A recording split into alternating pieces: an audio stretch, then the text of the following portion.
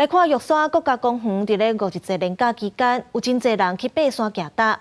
不过，煞有一寡民众是直接甲露营车驶去找位乌白洞，伫咧山顶煮物件，粪扫嘛乱搭，佮野米写鸟仔来要甲翕相。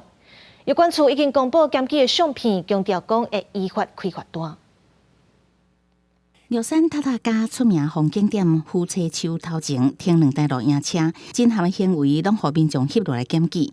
另外一边路边的山坪、木瓜甲山野皮等规涂骹，也有人伫涂骹野米，是为着翕鸟仔来食米。五一节连假期间，爬山的人乌白蓝三组，造成真侪乱象。中途乱丢垃圾，有造成环境的破坏，还有撒米，然后为了拍照，然后为了上传脸书，我觉得这个都会影响生态。立一些牌子啊，才让人家才可以就是比较好，比较遵守法令这样子啊，不然这样对环境上的影响也是蛮大的。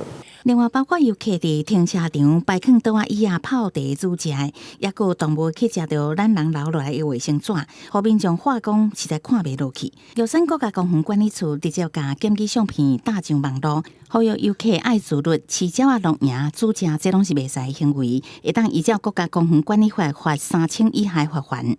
喂食动物、露营，或是炊煮，或是摆桌椅。